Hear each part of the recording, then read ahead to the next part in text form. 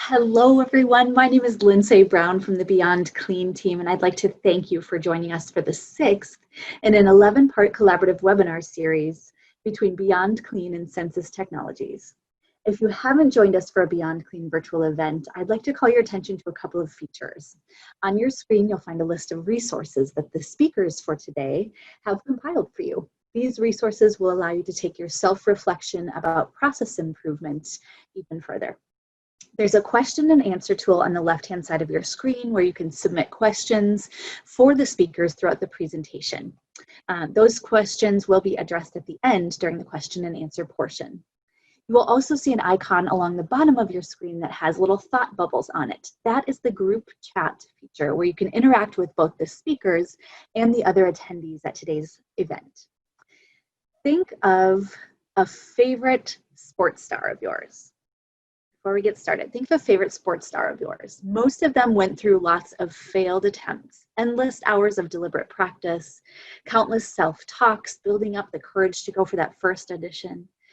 The really successful ones didn't stop there. They continued trying and building and practicing until they became the best at what they do, the leaders in their industries. They don't believe the negative reports, the criticisms, the doubt. They keep going. They get up. And now they stand tall. And that's what perseverance is. And this month, the True Grit, True You webinar series is focused on just that, perseverance. These unique times require a focused, reliable, and proven approach to process improvement and patient safety.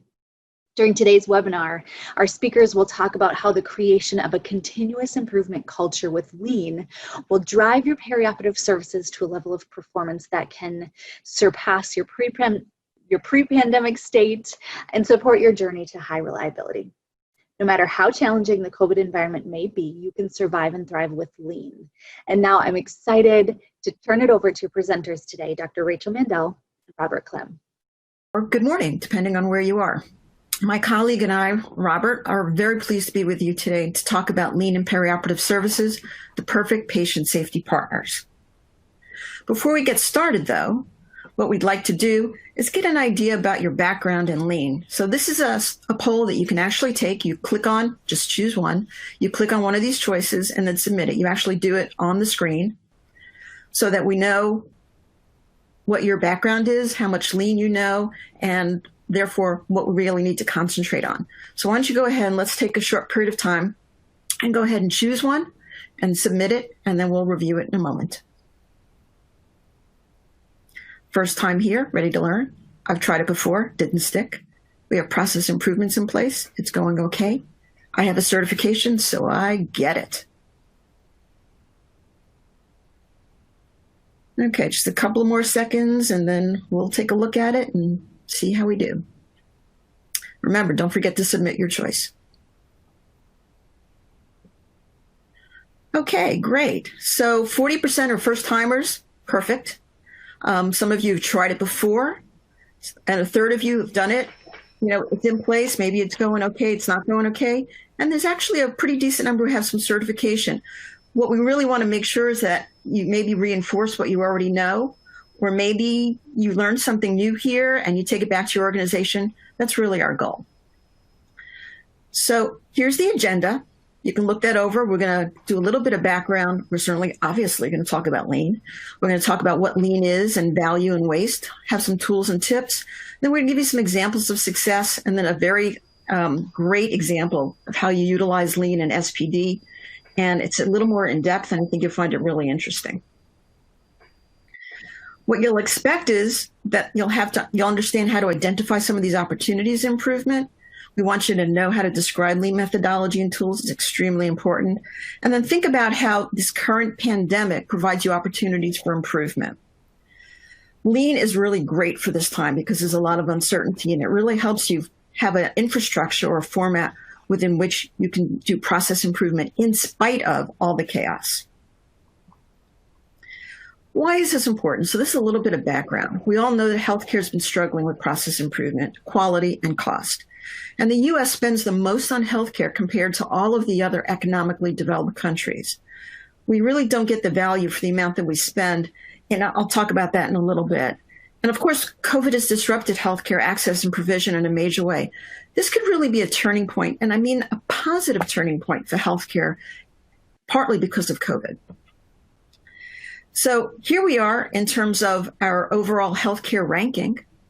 It's not that good. You take a look at all of those countries, and there we are at the red arrow. We're at the bottom. So you would think that with all of the money that we spend, that there would be an opportunity here for us to have really great quality healthcare, and that's just not the case. So why is this the right time to act? Why are we even talking about this? COVID has exposed those gaps in care, especially for the underserved and underinsured. You know, I don't have to tell you this, that you're creating new processes. You know that there are a lot of old processes that are being disrupted by the pandemic. Many of these processes were already broken before the pandemic. And there's really a need for everybody to stay really nimble. And as I said before, this is a great opportunity for improvement. Is Lean compatible with healthcare? It really is. Lean puts the focus on the customer, and in this circumstance, that's the patient. Now, there are other customers in Lean, other stakeholders. It could be you, it could be your senior leadership, it could be other people in your organization. But for this particular presentation, it's going to be the patient that we're focusing on. Lean is a process improvement methodology. It looks at the process. And whether you want to believe it or not, or whether it's something you've even thought about or not, healthcare is a series of incredible number of processes. It's really what you do. Everything you do as you deliver healthcare is a process. Therefore, it can be improved. Here's just a list of some of those processes that you're familiar with. And we do actually call them processes. The admission process, discharge process, scheduling process. If it's a process, we can fix it. So Lean looks at processes, and we're talking about healthcare. You know, is healthcare compatible with Lean? Why would we want to use Lean in healthcare? Well, Lean identifies and removes waste from a system. We know, unfortunately, there is a ton of waste in healthcare.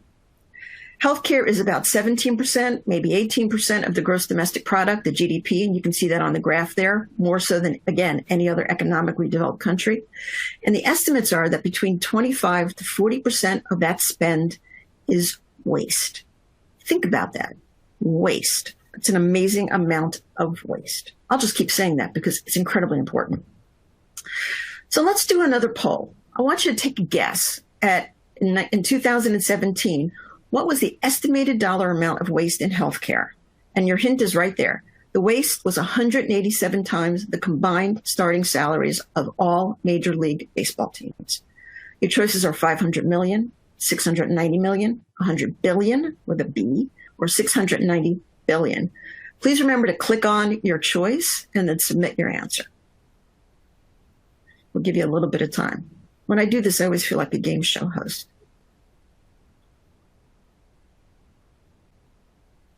Don't be afraid to commit.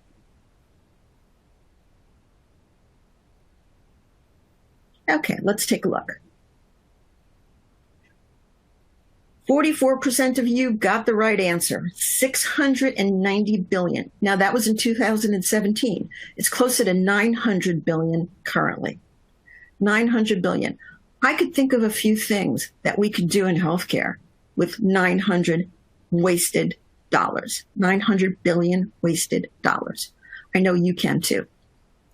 So there's this relationship now. We know that there's a lot of waste in healthcare. We spend a lot of money in healthcare, and that Lean is a way to look at that waste in those processes and to remove it to improve the quality outcomes. So there is a relationship. There is a place for Lean in healthcare. So what I'm going to do now is I'm going to turn things over to my colleague, Robert, and he's going to talk to you about Lean. What is Lean? That way we all have the same basic knowledge, and we'll move forward from there.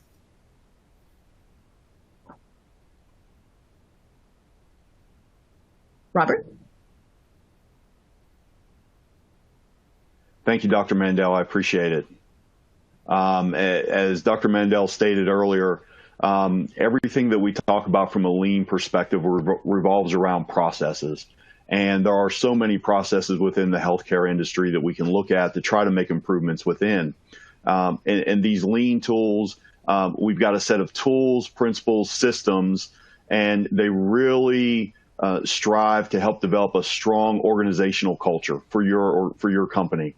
Dr. Mandel talked about, we're going to look at things from the customer's perspective, and we define value, how we are delivering value to our customers.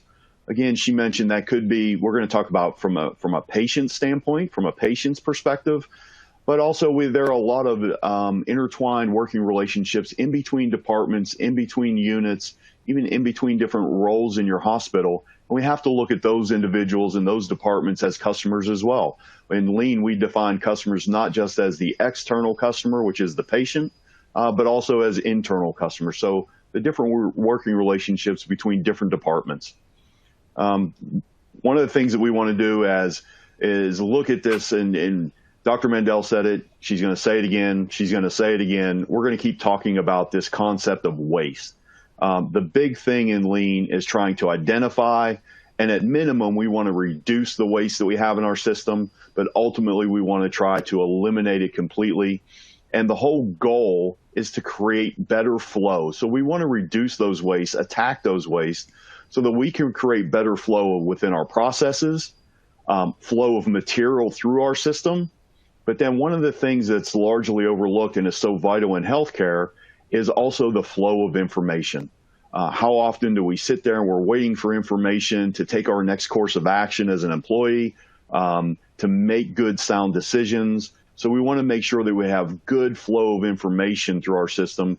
And that's just as important, if not more important, from a healthcare perspective as the flow of process and the flow of materials. And then we do all this, and far too often, folks, when individuals hear Lean and they think about Lean, they hear it for the first time. And I think the number was upwards of 40% of the folks on the webinar today, you're kind of new to this whole concept. A lot of people they hear Lean and they think, well, that means automatically we're going to do it with less people. And that could not be further from the truth.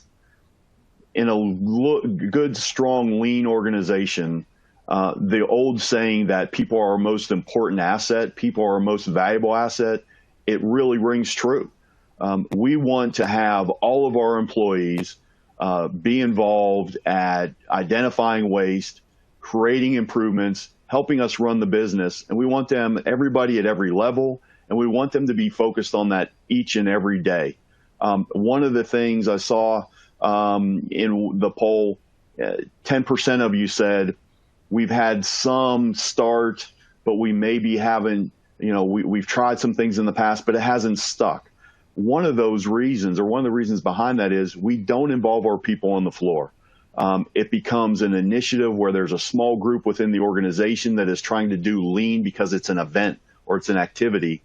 And good, strong, lean organizations, they have found a way to involve all of their employees, and it's just a systemic way to run the business each and every day. So when we talk about transforming the organization, it requires both lean technical tools, and then also, how do we change the culture? How do we change leadership? There's a strong burden on leadership shoulders when you want to transition from a traditional organization to a lean organization. And that's uncomfortable for a lot of leaders. And if we look at this slide and we look at both columns here, the left and the right side, and we start from the bottom up, there are some tools that we can deploy from the tools and techniques side of things. From there, we have process improvement that takes place. But that process improvement might be isolated within departments or units. It's not really looking at the organization as a whole. And from there, what we try to do is talk in terms of value stream. We're going to talk here in a minute about value. We want to look at things from a value stream perspective. How often do we have measures inside of our departments? And if we achieve those measures, if we achieve those metrics, do they really reinforce what we're trying to achieve overall as an organization? Or sometimes do we do things and we look good on our scorecard, but it's making work harder for one of our departments within the organization? It makes it harder for them to get work done. Or maybe even it makes it difficult for us to add value to the patient, for us to add value to the customer long term. And then ultimately, we want to pursue perfection. And the right side of this chart, I like to use the analogy of, think about your gas gauge. and you're on empty right now, and having a full tank of gas is having a full-blown lean organization. We can do all the technical tools. We can implement those. And we'll talk about some of those things here in a minute. We can implement those kind of engineering tools. But if we don't have the leadership on board, and if we don't have a lean culture to support it, our gas gauge is only ever going to get to half full. We're never going to get to 100% full tank of gas. So we've got to have just as much, if not more effort, more focus on the leadership and the culture side of this as we do on just the technical tools. And there are terms like, I'm sure some of you guys have heard, 5S, standardized work, and we'll talk about some of those as well. These are the tools. We're going to talk a little in depth. We're going to go over a case study later on, and you'll hear us talk about some of the mapping techniques that we use. Dr. Mandel is going to talk to us about standardization. But the first thing, and there are so many tools in the lean encyclopedia, if you will. There's way more than what we could fit on this single slide. This is just to give you guys an idea of some of them. The one that Dr. Mandel has talked about, we're going to talk about what is value and identifying waste. At the core of everything we do in lean, that's the focus of everything we do. All these other tools, they are just there to help us reduce and eliminate the waste that we see in our system so we can increase the value that we are providing for our customers. So when we talk about value, solely defined from the customer's perspective. Okay, so anything that helps the customer get what they want or what they need, we consider value added. Now, some activities are going to be required. There are things that we have to do, but they don't necessarily add value. So if we think about transportation, we may have to move equipment from one location to another. That doesn't necessarily add value for the patient. But if we didn't move it, they couldn't get the equipment that they needed. Our goal in lean is to say, how can we reduce the distance so that we don't have to move it as far? How can we reduce the amount of time that it takes to get that equipment available in the room so that the patient has it faster and that the employees have it at their disposal quicker and easier? Okay, so there might be things that we have to do today, but they don't necessarily add value for us. So they're still non-value added, but they're required. And then the last one, everything else, it's just non-value added time, non-value added task, and we categorize that as pure waste. Okay, so anything that does not add value to the internal or external customers is just pure waste. And we like to associate the garbage can with that because, folks, we see that as us just throwing away money, throwing away resources. We're just throwing those things out. We are being wasteful in our time, our effort, and we want to try to reduce or eliminate those things as much as possible. From a lean perspective, we look at breaking these down, the waste into 7 different categories: transportation, overproduction, motion, defects, waiting, inventory, and processing. One of the things that I want to caution you guys on, it's very easy to get caught up in arguing and debating. When you see something that's an issue, we argue and debate, well, which category does it fit into? Which category do we need to put it into? The biggest opportunity is just seeing it as a problem, seeing it as an opportunity to get better. And we don't want to spend a whole lot of time arguing and debating about which category it fits in. Let's just identify it as an opportunity. We can talk later about if it's in the right one or not.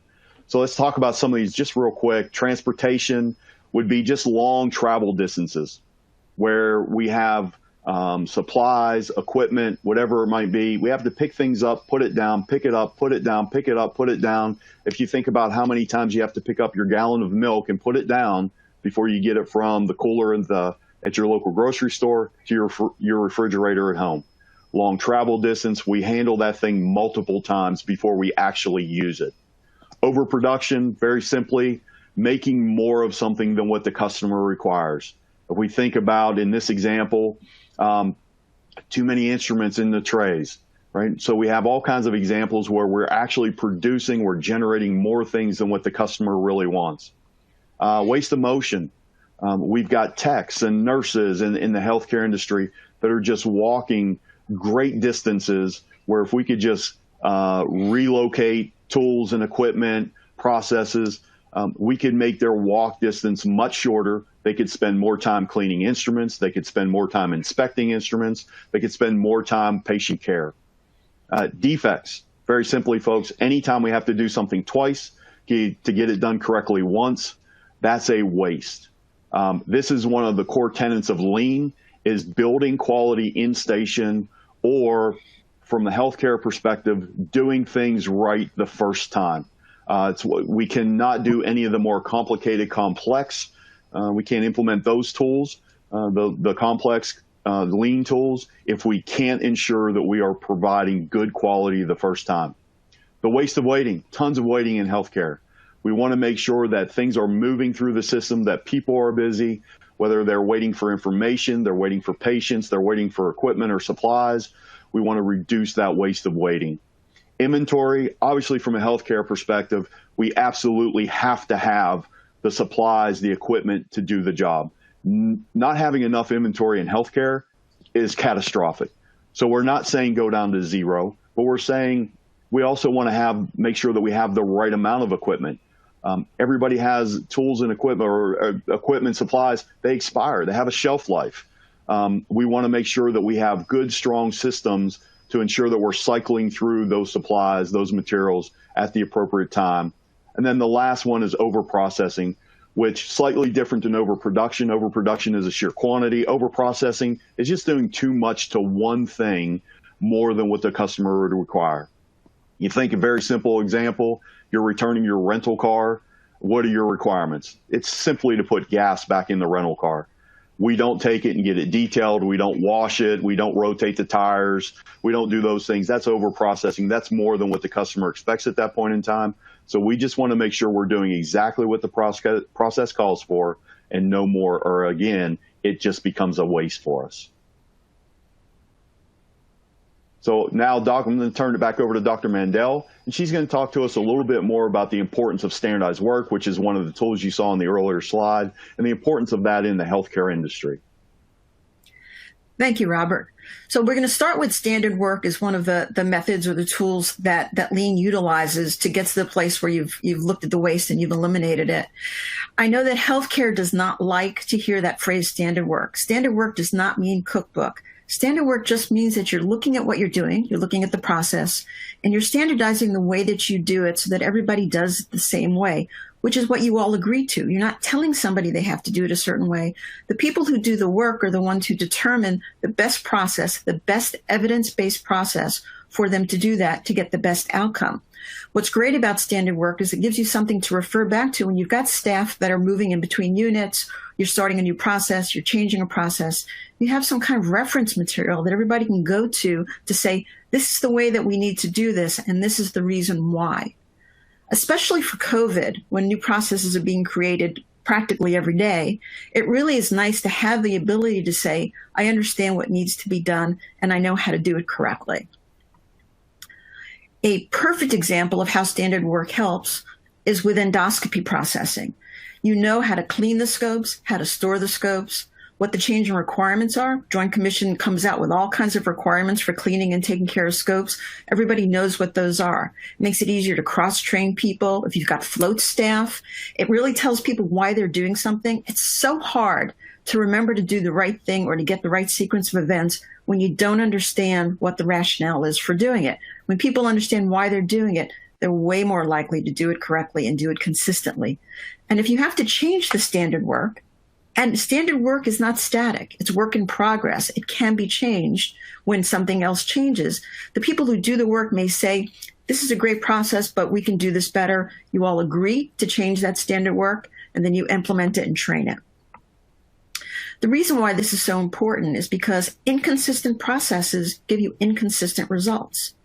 If you do something more consistently, you do it correctly, everybody understands what needs to be done, then you get more consistent, desirable results. And that's really a patient safety issue. It's a patient safety improvement. We know what we want. What do we need to do to get it consistently and every time we do that process? So people using standard processes get the expected quality results. And that's extremely important. Another tool for Lean is something called 5S. It's a way to organize the space. It's kind of like Marie Kondoing a space so that the work can be performed efficiently, effectively, and safely. That's extremely important. If you take a look at those 5 S's, the first one is sort, which is you get rid of the things that you don't need. You straighten things so that you know where they are. You can find them. They're not disorganized. Shine just means that you're looking and making sure that it's in good working order. You're standardizing it. If you have things like this in multiple locations, everybody will know where to find it. It's all similar. And sustaining is kind of an audit process. How do you keep track and make sure that you're continuing to do this? If you take a look at those 2 pictures on the side, one of them is a storage room or supply room, nice and neat. Everything is where it should be, where everybody can find it. Everybody knows where to find it. The people who replenish it know where to find it. The second one has to do with safety.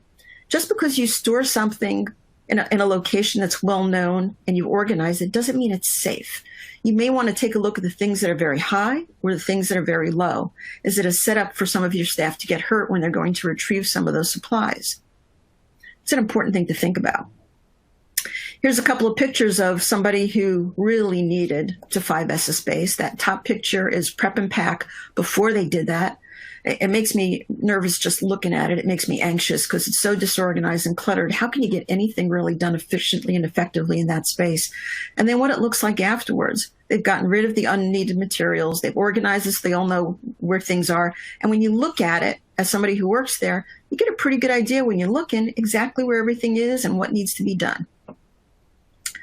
Another management tool is a visual management tool, and I guarantee you that you are doing this without realizing that you're doing this. We all do it. It's a quick and easy way to see what's going on. You do this every time you drive a car and you stop at a stoplight. You know what the red, green, and yellow mean. It's a visual management tool. And you also know then when it's red, that's an abnormal condition. You're not going anywhere, or you shouldn't be going anywhere.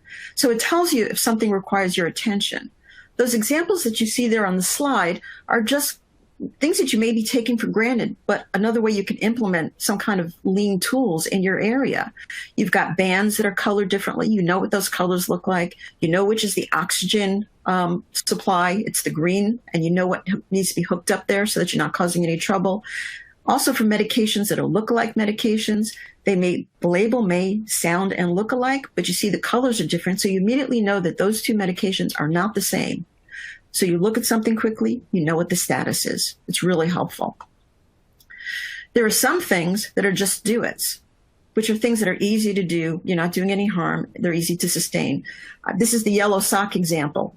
Patient comes out of the operating room, they're a fall risk, they get green socks put on them, they go to the unit, they get assessed again, there's still a fall risk between the recovery room and the unit.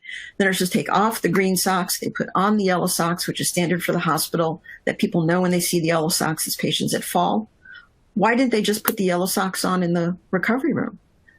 Otherwise, they're throwing out all those green socks. That's kind of common sense. Just do it. Just implement it. Don't need a big process. Mistake proofing. This is important. Mistake proofing is a foundational principle of controlling quality at the site that the work is being done. So what this means is as you're doing a process, there's something put in place, some kind of process put in place that stops you from making a mistake before it happens. The scale with the little girl is to remind you that medications in pediatric patients especially are based on weight, and it's based on kilogram weight, not pounds. So you disable the pound function on the scale. So there is no way that you can make that mistake of reading the weights incorrectly and therefore having the medications be prepared incorrectly. You know, when you're in the operating room, you mark those extremities, this knee, okay? That's making sure that the site of the action, the site of the work, that you're not going to make a mistake. In HibaCleanse, you may not realize that, but HibaCleanse is a clear fluid. And the company puts pink in so that while you're prepping the area, you can see if you've covered the entire surgical site. That's making sure, that's mistake proofing the prep in that location. Same thing for plugins. You can't plug a round end into a square hole. You just can't do it. It won't happen. It's mistake proofing. When you get to something a little more complex, sometimes you really have to problem solve, and that's a main part of Lean. Problem solving is also called an A3. A3 is just the name for the paper that this problem solving process is put onto. It's just a structured way of thinking about a problem and working it through, and it does follow a cycle that a lot of you are familiar with, which is plan, do, check, act, or plan, do, study, PDSA, plan, do, study, act cycle. It helps you identify the root cause not the symptoms. It's really important to understand that you might think that you know the answer to something, that problem, but you may not. You really have to go through this problem-solving process to get at the root cause. And the A3 is just a way to have a storyboard to work your way through it. So not only does it help you think about in sequence what you need to do, but helps anybody else who's looking at this particular process and problem solving know what you were thinking and how you went about solving this problem. This is an example of why that problem solving process is so important. The 5 whys, and you'll understand them in a moment when I go through this, is part of that problem solving process. It's when you sit down and you say, why did something happen? And the number 5, it could be 3 whys, it could be 7 whys, it just however long it takes you to get down to the root cause. But you work your way through. Remember, it's the process. So the problem here is first cases and starting on time. Pretty common problem. So you want to know why that happened. So you get a group of people together and you're like, okay, so why isn't the OR ready? Well, the OR staff was looking for instruments. Why were they looking for instruments? Because sterile processing did not pull the correct instruments. Some people might stop here, but you can't. Why? Well, the instruments were not on the surgeon's preference card. Why weren't they on the card? Because the surgeon's preference card was incorrect. Why was the card incorrect? The staff person did not update the new request. Some people might stop here. We're not looking to blame anybody. We're looking at the process. Keep going. Why? There was no designated location for the change request to be placed. Let me back up. This is the root cause of the problem. There was no designated location for change requests to be placed. This is the process that you need to concentrate on and you need to fix. Not the people that you want to blame. It's not a blame culture. This is a just culture. Another tool is having huddles and communication. This is extremely important. You have these huddles so that the leadership and that the people who do the work, who are really the people who run the business, can communicate about what's going on. It's the identifying of opportunities for improvement. It's the A3 problem-solving thinking. And it's a way to really schedule interactions between the leaders and the staff so that they get to know each other, they know their processes, and they can communicate more effectively. It builds trust, and it really builds that kind of transparency that continuous improvement cultures need in order to be successful. This is a great example of pulling together a lot of those tenets of lean that we've been talking about. And this is from Mount Sinai Hospital, Morningside in New York. This is very early on in COVID, probably back in March. Their problem was that they were wasting PPE, or they couldn't find PPE when they called the COVID code. Too many people were coming and they were wasting the PPE and they couldn't find it. Now, they went through a couple of PDCA cycles to get to this solution, but their solution was that they had a red go bag with 9 sets of PPE used by designated response team. And there you see the red bag. What they do is identified the problem, they communicated the problem, they engaged the people closest to the work, the people on the units that were doing this. They standardized the work, meaning what went into that bag, where was the bag going to be found, how was the bag going to be replenished, what did it mean? They would use visual management tools. There was a red bag, they knew where it was, they had the same lock on that bag that they had on their code cards, the same colors, so they all knew. And again, they went through PDA cycles. So the outcome was that they improved their patient care and their safety. They saved precious resources, and it allowed them to stay nimble and responsive. They were able to really change their environment and their work process. They standardized this work process once they got to a point where they felt it was working. And then they were able to fix their problem. And then everybody knew how to approach this issue and what was going to happen. It was a great solution. So Robert now is going to go ahead and dig a little bit into a formal case study that's in sterile processing and talk a little more realistically about what one organization did and what their results were. Thank you, Dr. Mandel. And again, just looking at one of the previous clients that we had and one of the case study, you can see the size of the hospital and some of the issues and some of the opportunities that they had whenever we first went in. Seeing that some of these sound very familiar. Poor satisfaction scores, broken or poorly maintained instruments, lost instruments, can't find what we need. Delays in processing, causing ultimately delays in surgery, high cost of travelers, tensions in between organizations and in between different roles and responsibilities, supply chain delays or challenges. These are all things that we know you guys fight on a daily basis, and nothing new here. So again, what was our process and what did we look at? Where did we begin? We started with what we call a value stream analysis process. It's a high-level mapping tool where we literally use sticky notes, put them on the wall. Of course, in this COVID era, it's a little different when we try to do it remotely. But we take sticky notes, put it on the wall, and we're looking at everything that happens in the process, whether it's value added, non-value added, whether it should be a necessary, required task, or something that we could probably do away with altogether. We see what is the actual process, what does it look like, and then from there we try to identify opportunities where there are waste, where there are other problem-solving activities that can take place, and we try to look at ways to make it better. We develop a future state map, and if we need to, we go back and we use the A3 document and the A3 problem-solving methodology that Dr. Mandel described earlier. And this whole thing transitioning from the current state to the future state is around identifying those forms of waste, what we can do to try to reduce or eliminate them.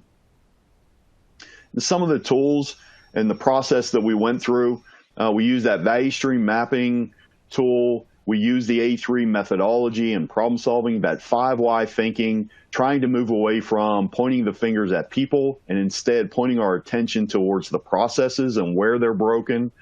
We look at trying to use standardized work.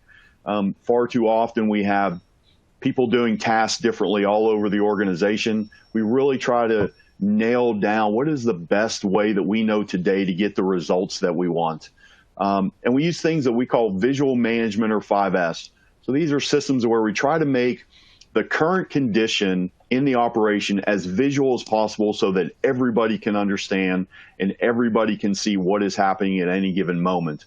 From there, we can also then see abnormalities when they happen. Instead of trying to figure out what's going on in a process or what's going on in a situation, we want to have the floor talk to us. We want there to be visual controls in place so that when there is an abnormality, we can see what it is very quickly, status at a glance, but then we also have the ability and everybody knows what the reaction is supposed to be. So it's not just visual systems, but it's visual management systems. That management piece being, what is our reaction plan to when the visual systems tell us there's an abnormal condition?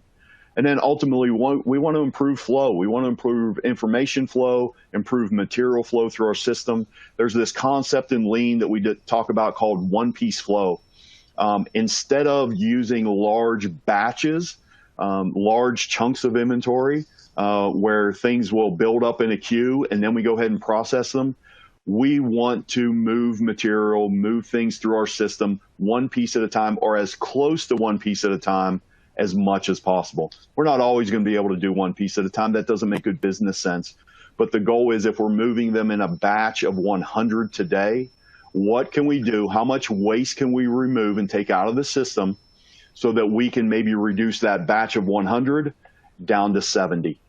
And then we do some more continuous improvement. We do some more problem solving, reduce some more waste. And then eventually maybe we can get that batch of 70 down to 50. So it's that idea of just continuous improvement, trying to reduce those batch sizes so that we can have material flowing through the system more consistently, smaller lot sizes, smaller batch sizes. And at the end of the day, and I'm going to do what Dr. Mandel did, and I'm going to go backwards for this last bullet point and talk about this value stream mapping process and just what we do in general. And everything is focused around engaging the employees, engaging the experts in the process. So you can see that picture on the top left.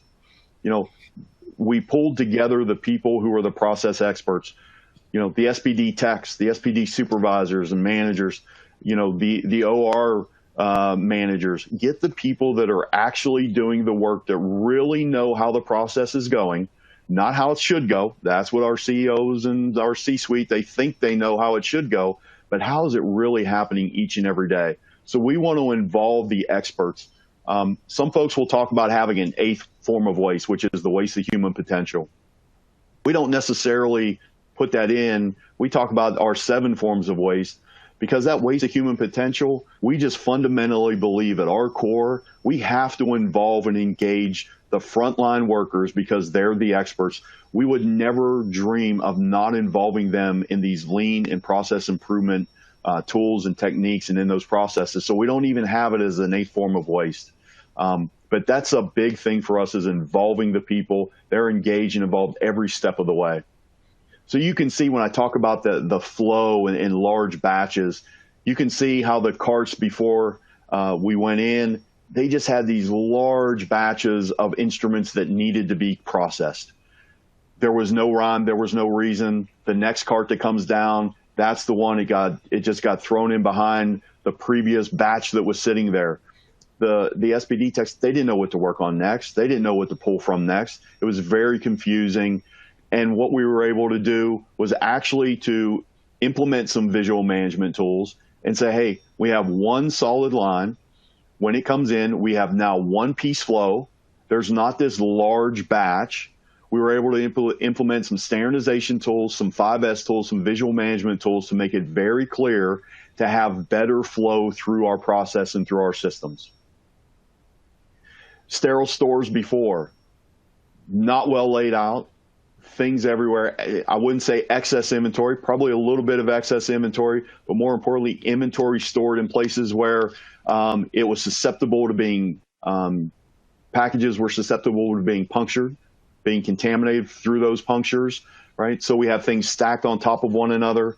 And what we tried to do was then to put it in better storage locations so that the quality of the product themselves would actually not be compromised because of the storage requirements, because of the excess inventory. So again, all kinds of lean tools being implemented to try to make work easier for folks to understand, easier for them to accomplish, to take away those daily aggravations and the daily things that we stub our toe on, the thorns in our side. We want to eliminate and reduce as many of those things as we can, and using standardized work, visual management cues, striving to achieve one-piece flow, all those things together resulted in significant savings for the organization. And I'm going to turn it back over to Dr. Mandel, and she's going to walk through the actual kind of return on investment and what was able to be accomplished in this project. Thank you, Robert. Before I get started, I want to remind everybody that we've got a chat room open, that please, if you have any comments or you want to ask any questions before we get to the Q&A that we can kind of put into the queue for you, please do. We want to hear from you. We want to know what you've done. We want to know if you've done anything similar to this, what your results were, where you're coming from, where do you live, where are you signing in from. We want to know more about you and what your experience is. So we're going to take a look at the actual metrics from this case study. And it's going to be really important to take a look at what they did and why they did it. So the first line, you see they looked at their cycle time, and their goal was to decrease it by 15%. They started out at a cycle time of almost 22 hours, and their goal was to get it down to 18 hours. At 6 months, they were able to get it down to 12.8, which is a 41% decrease. And if you look at their 18-month actual percentage, they got it down to less than 12 hours. Now, even if you just look at that as a number, you say, well, that's a pretty good decrease. But from a clinical standpoint, the impact it has on the clinical operations of sterile processing in the operating room, this is a big deal, because the difference between 22 hours and 12 hours is really the difference between having equipment or not having equipment. Let's say you've got a couple of ortho cases, a couple of hips that are scheduled for the morning, and a few cases coming in the middle of the night for fractures. And you take those cases and you apply the instruments to those cases. Well, do you have enough case carts or enough instruments in the morning for the scheduled cases? You may not. So if you can't change your process of your turnaround time, then what do you do to solve that problem? You buy more instruments. You buy more sets. Do you really need to spend that kind of money on additional sets when, in fact, if you improve your processing time and you turn around your instruments quicker, you actually could be more efficient and save the money on those extra sets? You certainly don't want to go into your morning cases saying, I don't have a set for you, we used them last night. That just wouldn't be acceptable, and you don't want to function that way either. They looked at their errors. So they started out with 32 errors per week, and that's their definition. So you have to look at your definition. What does that mean? Does that mean bioburden? Does that mean a broken instrument? Does that mean that there were tears in the packaging? What does that mean? That's your unique definition. I know it's hard to standardize this type of thing. Their goal was to get it down to 27.3 as opposed to the 32. They were able to decrease it by 45% down to 17, and look at 18 months, they were down to 4.3. Of course, the ultimate goal is 0, but they're making their way down. They're improving their processes. And this goes back to what happens when you've got let's say a torn package that goes up to the operating room. Well, you send it back down to sterile processing. You have to get a new set out. The surgeon's waiting. Everybody's waiting. Everything else in that package, although it actually might be sterile, has to get re-sterilized again. There's a ton of waste. If you improve your process so that you decrease the errors and the number of errors in the first place, then all of that rework goes away. That's really important. Then they looked at nurse satisfaction on a scale of 1 to 10. They started out at 2.5. which is sad. Their goal was to get to 2.9, but they actually got it up at 6 months to 5. Unfortunately, we don't have the 18-month follow-up, but that was a 100% increase in nurse satisfaction for them. That's a big deal. What's also a big deal, and of course this is from the surgeon standpoint, is they saw an increase of 200%. Surgeon satisfaction went up from 1.5 to 4.5. That's pretty amazing. I know that you don't necessarily think that we should work towards satisfaction for satisfaction's sake, but think about how much easier things would be, or how much more comfortable they would be if your surgeons weren't complaining, standing around, waiting, griping, if they're able to do what they came to the OR to do because the process was more efficient. Everybody benefits from that. Then they looked at replacement tool cost. Their tool cost replacement was $19,000, almost $20,000 per month. And again, your numbers may be different. You may look at that and say, we would never spend that much, but that doesn't mean that there aren't places for improvement in your organization as well. At 6 months, they were able to get it down to just a little under $11,000. That was pretty significant for them. And then they had traveler costs, and just take a look at that. The important thing is that they got their traveler costs down 44%, and they used no travelers at 18-month mark, which was incredibly significant. Annualized hard dollar savings were almost $500,000 for them based on this work alone in sterile processing. This doesn't actually even go into the operating room, pre-op, or any other part of the hospital. $500,000 in hard dollar savings. Doesn't even talk about bonuses for quality or anything else. It's just the money they saved. That's pretty significant. So why is a lean culture an advantage to an organization? You can see the reasons there. It creates this culture of continuous improvement. It focuses on quality and outcomes and respecting those people who do the work. It makes you more nimble and more able to change processes and make you comfortable with change. It de-stresses the work environment when you eliminate that waste. Standard work becomes the norm. People are more comfortable with what they have to do. Your supply chain is more reliable. And you create this system of transparency and communication, which is extremely important. Now, having said this, why aren't more organizations doing it? Well, these are some of the challenges and the obstacles, and you might have thought some of these things. I know that initially I did. It won't work in healthcare. We don't do cookbook medicine. We've always done it this way. Healthcare is too complex. And perhaps my favorite, which is we're just too busy. The truth of the matter is that we're always too busy. So there's no good time to do process improvement.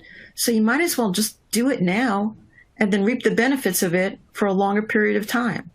It's really something that you need to invest in upfront. So what can you do tomorrow?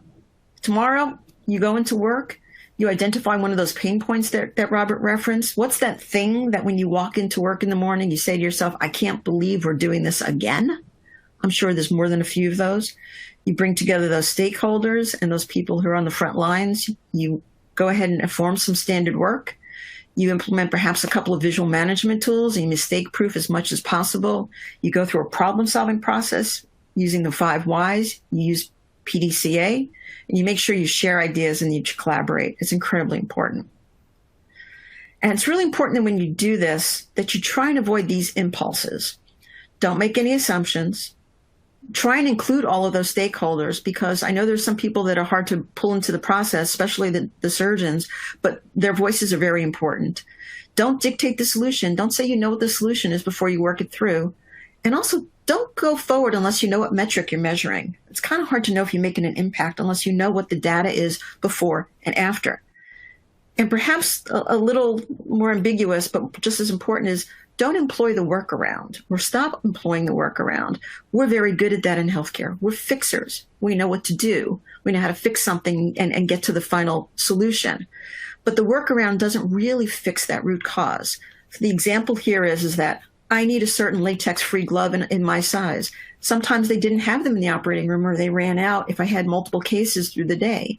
So the solution to the problem was, give me a box of those gloves and I'll stick them in my locker. That doesn't solve the problem.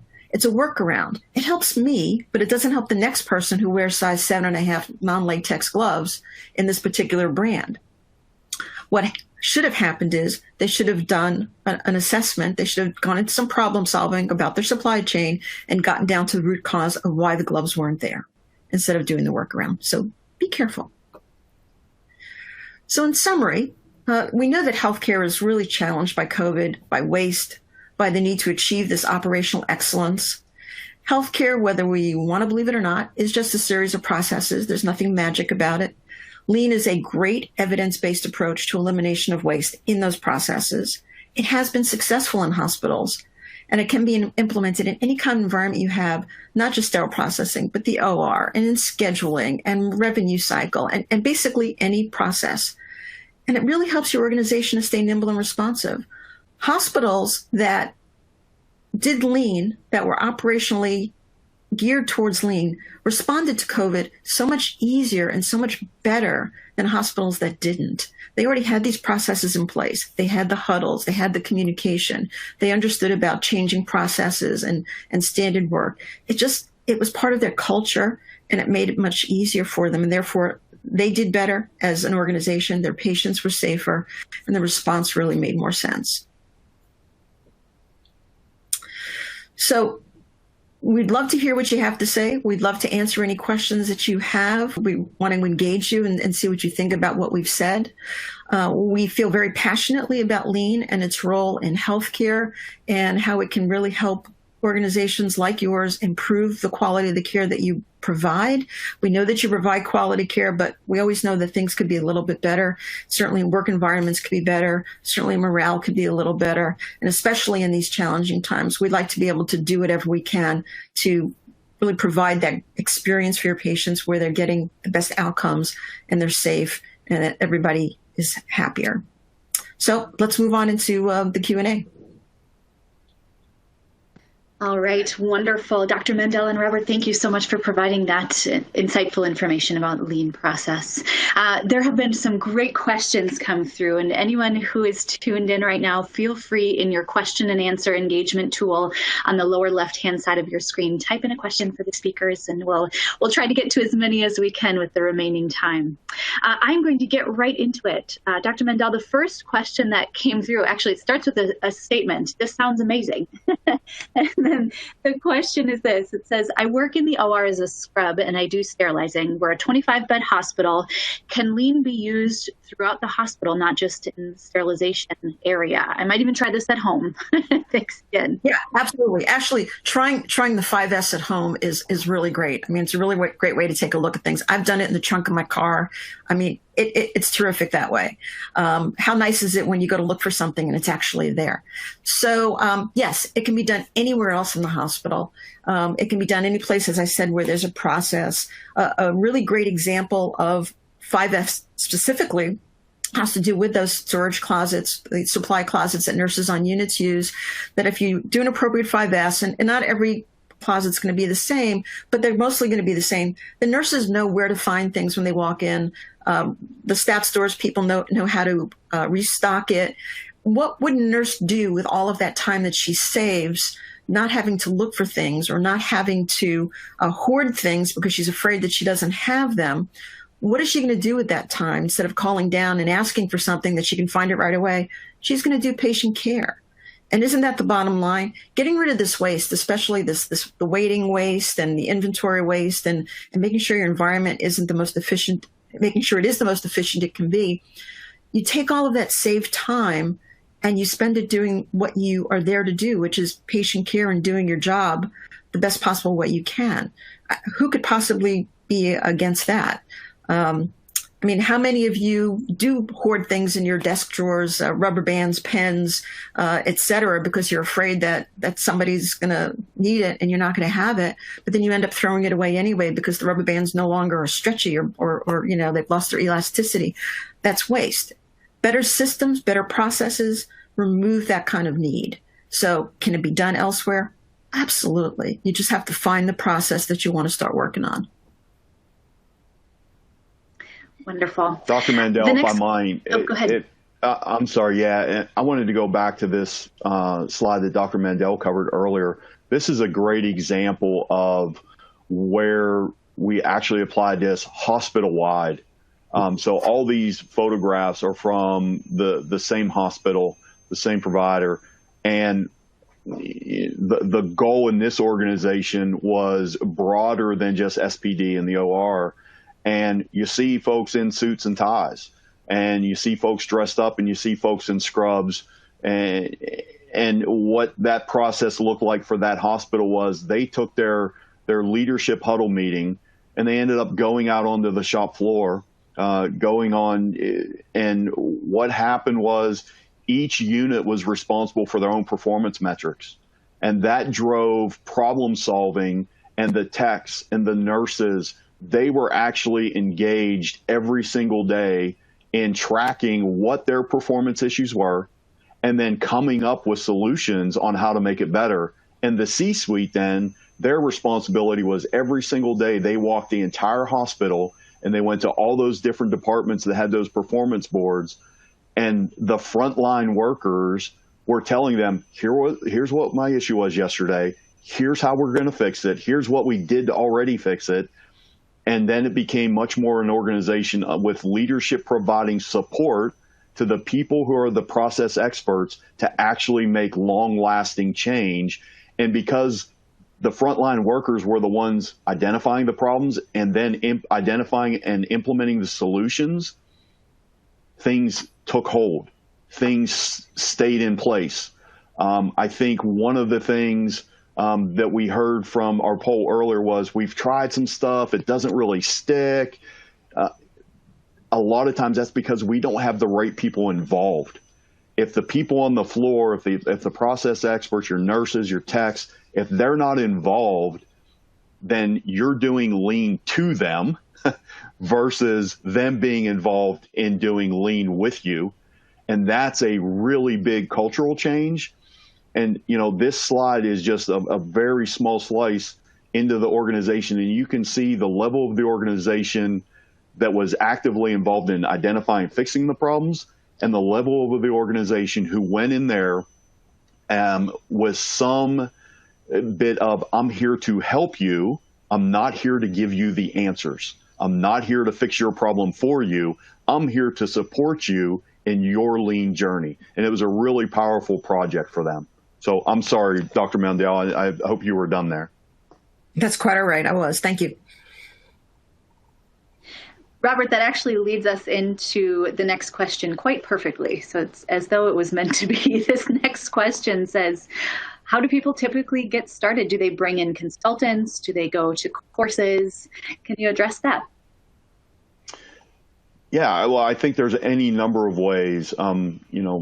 Obviously bringing in people that have experience, because this isn't easy. I think one of the other questions was, around what do you do when you run into people that just don't want to come to our party, right? Either this is the way we've always done it, it's going to stay that way, or we've changed so much, so frequently, so often that I'm tired of change. I just want it to be the way that it is.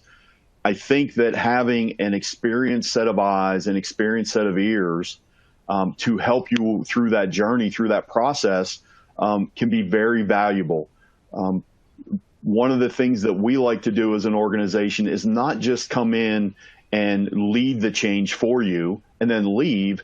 it's to also try to share our education, our knowledge, and our skill set, because eventually our goal is to work ourselves out of our relationship with you.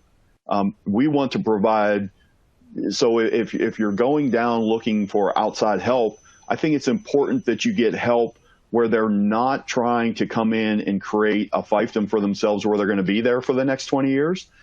You want to find somebody who's going to help transfer knowledge to the people in your organization so you are ultimately self-sufficient in doing it. So yeah, it's great to go out and get outside help. There are plenty of resources also out there. And I know that Dr. Mandel, we've got some of those things listed where you can go and get additional information around lean. But to really make headway, it will provide you an initial bump in your efforts and activities to have somebody that's gone through the process before to help guide you down that path.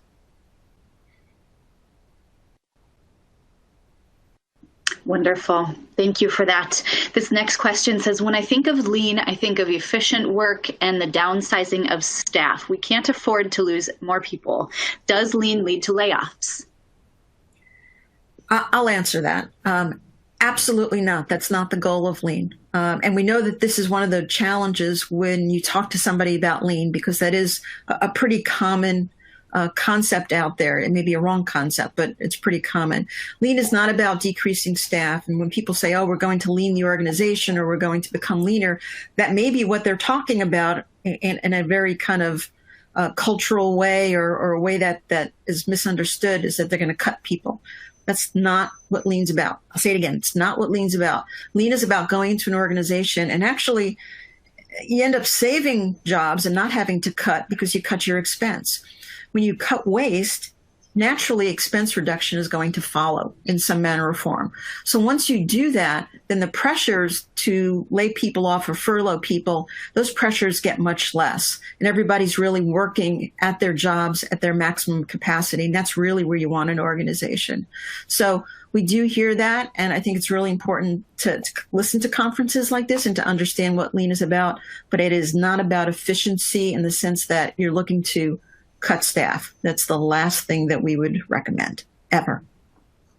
And if I could add one other thing on to that, Dr. Mandel stated that perfectly. The other thing is we're not looking, our first effort is not looking to how to make the value-added work go faster. We're not trying to figure out how to make people work harder. We're trying to figure out how to take things away so that their life becomes easier, right? All the non-value-added activities that your employees have to deal with day in and day out.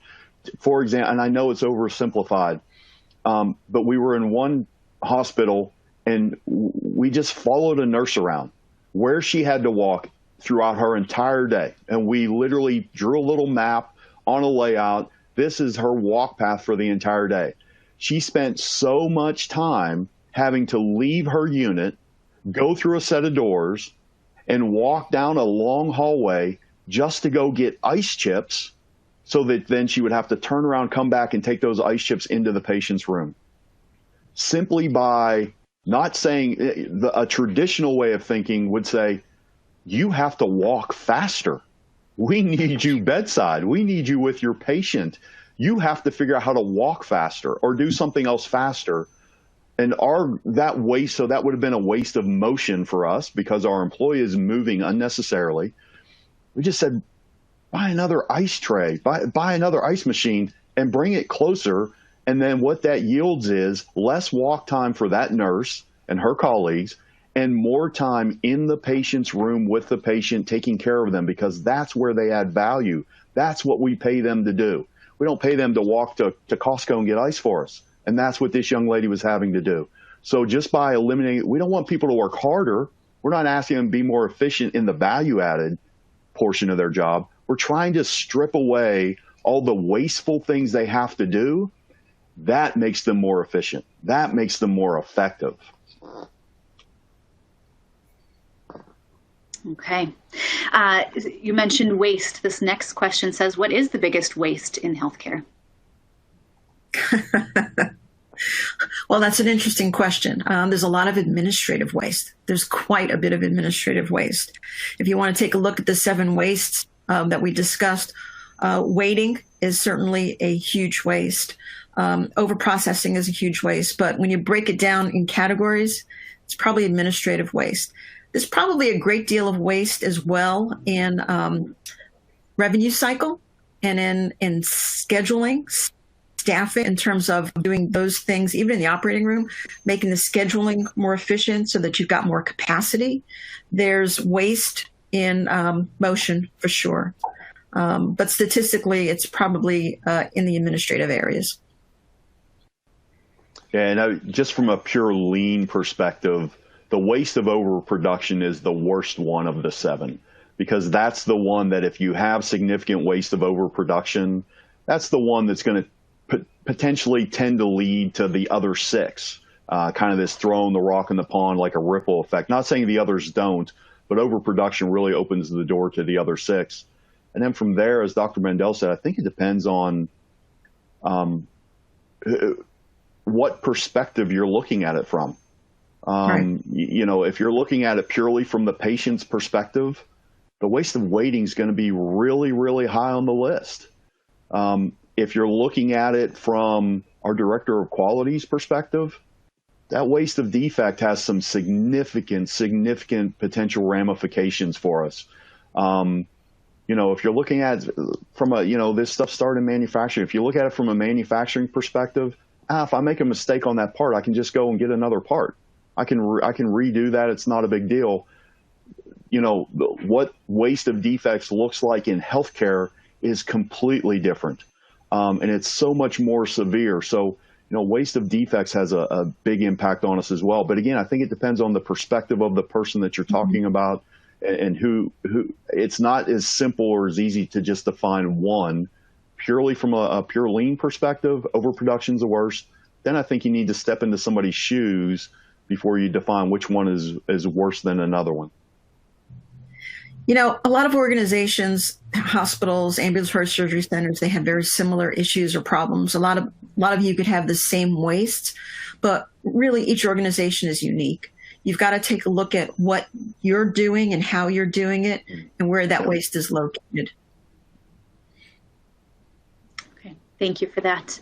The next question says, how do you deal with those who won't buy in? Because 1, this is how we've always done it, or 2, I am sick of change.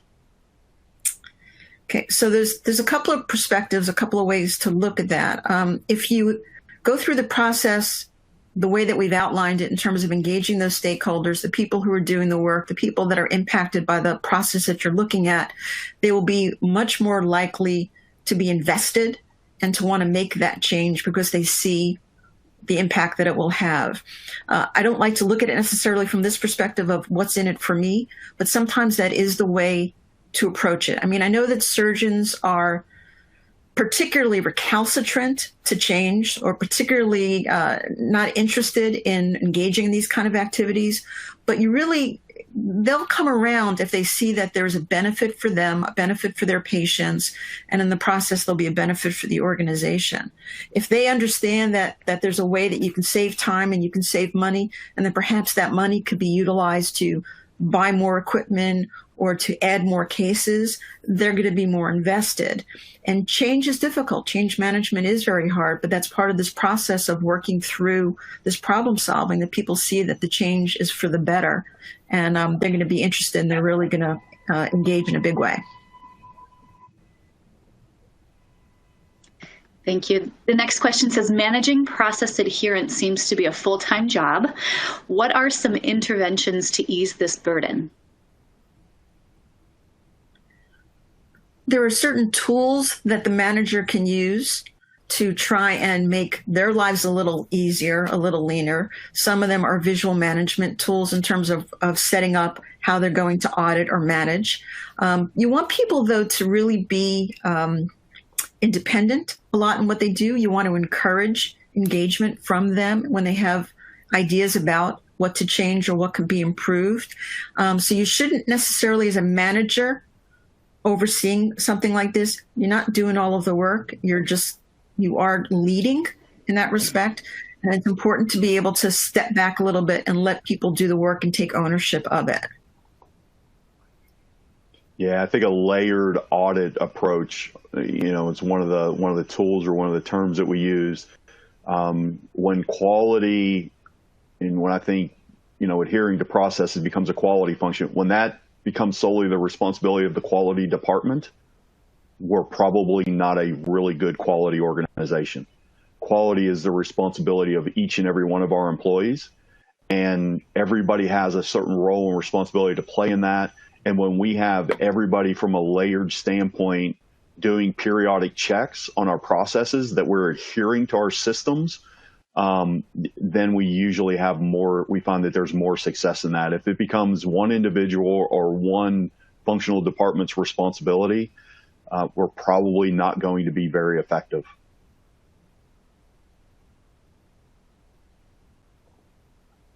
Okay, this next question says, what is the average time of a case study from start to implementation? Yeah, that's a great question. And the answer is, I don't know. Everybody's different. Every process is different. So there's a lot of variation there.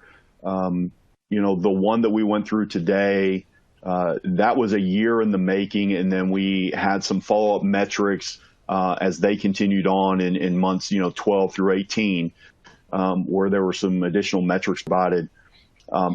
But these things can go as quickly as several months. And depending on the scope of the project and how big it is, they can last upwards of, 12 to 24 months. So there's a lot of variation there, and it depends on how we define the scope of what we're looking at.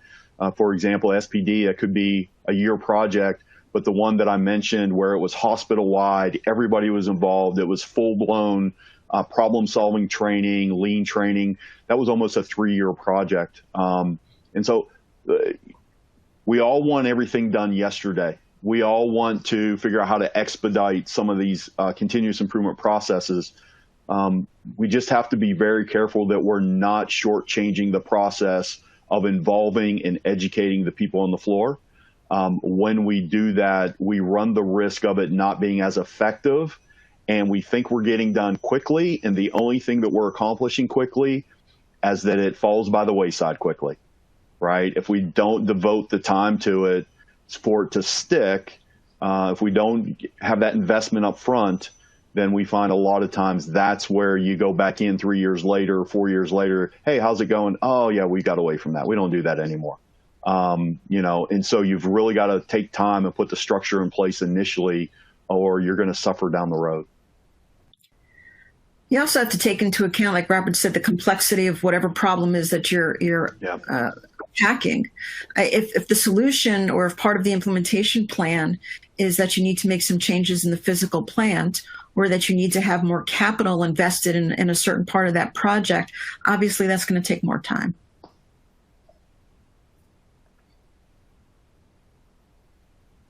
Okay, wonderful. This next question, do you need to get certified to do lean? So you don't need to get certified. That's kind of a very specific question, but you do need education, and that education needs to be fairly widespread, as Robert stated, so that everybody understands the language, understands what they're doing, what they're talking about. Everybody's kind of in the same place. If you're implementing a process improvement group in the hospital that's going to maintain the changes and move forward with more improvements in the hospital, then you want those people to be further educated, and they may actually go for additional training. They may get certifications at different level, at different belt levels, or different types of certifications. You may want to do that in order to really have an internal structure that's going to support this continuous improvement culture. Great. And this next question simply says, what can I do today? Well, you got that list from the slides. What can you do today? You go into your organization and you look around with new eyes. You take a look and you start making a list of those things, those pain points. You start talking to people, because you can be that pebble in that pond. You start talking to people about what changes they would like to see, where they've got irritants or where they think that there are problems, and then you do maybe a small project, maybe a small pilot, something that you can do in a shorter period of time, one of those quicker types of changes, engaging the people that need to be engaged, and you take that project to your supervisor. And wouldn't it be great to be able to take something successful to them and say, look, we can expand this, we can share this information, we can attack things that are more meaningful on a wider scale. So just start with something that makes sense to you. What do you, when you come home at the end of the day, when you say to your significant other, this happened to me today, is it something that happens all the time? Is it something you see all the time? Start with something that's important to you. Yeah, get to know and understand those 7 forms of waste. And then, as Dr. Mandel said, go look for them every day. And trust me when I tell you, it will not be hard to find them if you're willing to go and look for them. And then from there, just try to come up with simple solutions. Start small. Everything that we do in Lean, if we can come across $1 million idea, that's great. Obviously, we're never going to turn our backs on that. But the goal is to have every employee in the organization giving you a $5 or $10 idea every single day. And so it's really simple stuff. Just the small aggravations that you or your coworkers have to deal with day in and day out. Figure out how to just resolve one of those. Just start small, start isolated, and grow from there. And everybody can go out and find one form of waste and say, okay, what can I do? Maybe I can't get rid of it. I can make it at least a little bit better today. Wonderful. This next question says, can you give some examples of each one of the 5S process?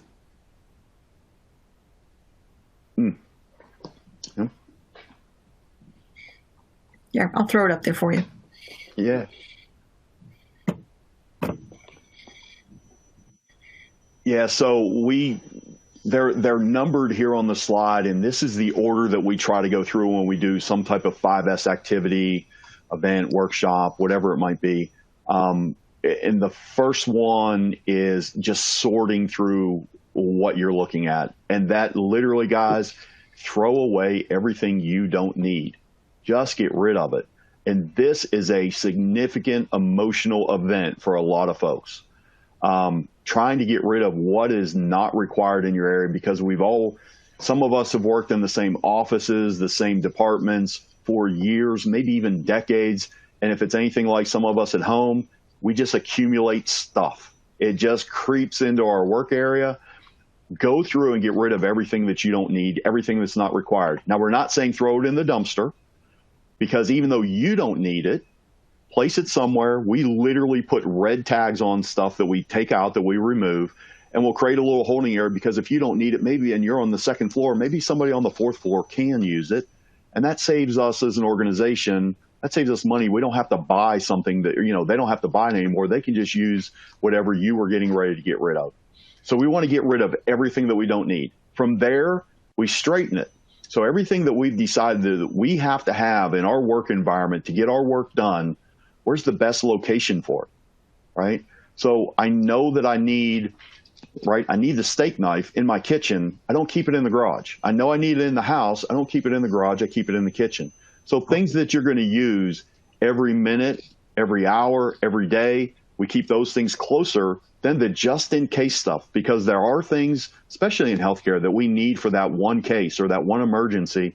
There are things that we need. We don't need to get rid of them because we got to have them. It's catastrophic if I don't have it, but I only use that once a quarter. Maybe I only use it once a year.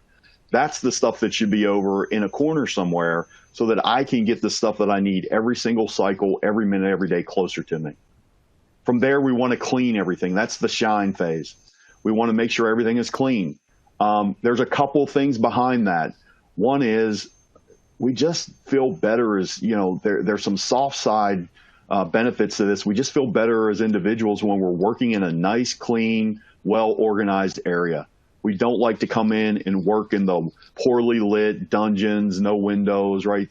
So there's something to be said for people just being, having higher satisfaction scores and actually being more productive when they're coming in working in those kinds of well-lit, well laid out areas where things are clean. And then the other part of that shine phase where we're cleaning is, especially when we're dealing with equipment, if something is already typically, a little bit dirty, I won't be able to see as readily when maybe that piece of equipment has a leak to it. If all the cords are frayed, when one gets frayed, nothing stands out anymore. So when I want everything to be clean, all of our equipment in pristine working condition, so that when we start having equipment issues, it jumps out at me right away. I can immediately see it. If that piece of equipment is painted white, but it's gotten dirty and dungy over time, I can't see when it starts to leak fluid, right? I can't see when that hose is getting ready to burst on me when there's a small hole. I can't see that one drop because it's always dirty. But if I keep it clean and I see that small leak, I can address it before it becomes a big problem for me. So that's another reason why we want to clean things up. And then the standardization piece is, who's going to maintain it, right? We have, as people, we have this whole concept of spring cleaning because we don't have good standardization at our house, right? So we don't maintain. Once we're really good at sorting and straightening, but we do it every March. And then what happens? Well, we don't have any standards in place on how we're going to maintain it and what we're going to do to keep it that way. So then next spring, we guarantee we have to go through that process all over again. So we have to have some standardization in place. Who's going to do what, when, to try to keep it that way. And then the sustainment piece is just, we need some audit process so that we are going around at some predetermined frequency and we're doing checks and we're looking and we're saying, hey, that's where it's supposed to be based on our standards. That's clean the way it's supposed to be. The people that are responsible to clean, they have all the tools and equipment and supplies they need to make sure they can maintain things. So those are just high level. That's the 5 phases of that 5S process. I think that some of you do that straighten component when you look at instruments and what instruments you need for a case. You know that a certain surgeon will use a certain instrument all the time, and you make sure that that instrument is available. You know that there's some things that surgeon uses sometimes, and you know that there's some things that surgeon never uses. This is especially applicable, for example, to robots. That, those are very expensive instruments, and you want to make sure that you're not opening them for no reason. And the same thing with optimization of trays. You want to make sure that you have what you really need, but you don't want to provide things that are not being used. Thank you. This next question says, how did you engage the staff who were skeptical, and how did you choose your development plan? So I'll let Robert take the second part of that, but the first part of that we've talked about a little bit. People who are skeptical, you need to show them the process. You need to engage them in how that process impacts them, what's in it for them, how will they benefit from going through this process, show them examples of where it's worked before, maybe show them examples where it's worked in other hospitals, maybe even competitors. That might be a way to incentivize them to engage. But it's hard work. It is hard work, and change management, again, is difficult. Yeah, from a development plan perspective, it really depends on the scope of what the organization is trying to achieve or the problem that they're trying to solve, whatever that opportunity is. But there's, we try to start in a small area and then spread that throughout the organization if that's what they want. And we generally start our implementation with what I would call the stability phase of lean and the tools within lean that help you create stability, which are standardization or standardized work, your 5S visual management tools, and then things that are helping us to ensure that we are producing quality correctly the first time. So we're doing everything right the first time. So whatever would go into that, whether that's error proofing, mistake proofing, or standardized work. But we start with trying to create stability in the organization. Guys, it's almost impossible. Some of you, I know we've got a pretty large section of the audience where you've got some lean experience. You're currently doing some things. You've got an organization working in there. It's virtually impossible to start doing the more, what I would call advanced complex tools like pull systems and one-piece flow and quick changeover. It's hard to do those things when we don't have stability of our processes. If our processes aren't going to consistently yield the results we're expecting from them, whether that's from a quality perspective or an efficiency time perspective, how long it takes something to get done, when we can start cases, if we can't ensure that there's stability in our processes, we really don't have much of a chance of doing more advanced things like pull systems and talking about tack time and things of that nature. So we really, with that development plan, we try to focus on what's going to help create stability in the processes within the organization. Okay, thank you for that. This next question says, why hasn't the healthcare industry been more enthusiastic about lean? What are the barriers to adoption? So I think that some of the things that are most important is that it is a relatively new concept. I think that people are hooked on the fact that lean comes out of manufacturing and that healthcare is not manufacturing. And that concept, unfortunately, is a challenge and an obstacle to get past. I think that once you realize that it's just a process and it has nothing to do with the sector or the industry that you're in, that's the important thing, you really can make some advancements, as a lot of organizations have with lean. Leadership has to really be on board, and people have to be willing to take this on, understanding that you're really busy and that you've got to take the time to invest in your organization if you want to really become operationally excellent. So how busy healthcare is important, and that change management. Healthcare, it's not cookbook. We have to get past that. We're smarter than that. We know that there are some things that we can do that can improve how we deliver our services. So it's just a slow process of getting all of those pieces in place, breaking down some of those preconceived notions, and getting to the right people. And I would add two things. One, I think there are a lot of efforts in healthcare. I think a lot of organizations have tried, are trying. They're through venues like what we're doing right here, right now. I think that there has been a lot of good work in the last decade, 15 years in healthcare, and there are a lot of great examples that you can go find out there that organizations have been extremely successful. I think that a lot of times folks, when they ask that question, this kind of started in manufacturing, and guess what? There are thousands of manufacturing organizations just in our country, around the world, that still struggle with the same stuff and they feel they're behind. So while it started in that industry decades ago, some of those manufacturing organizations are further behind some of the healthcare organizations. So I think don't sell yourself short. Don't sell the industry short.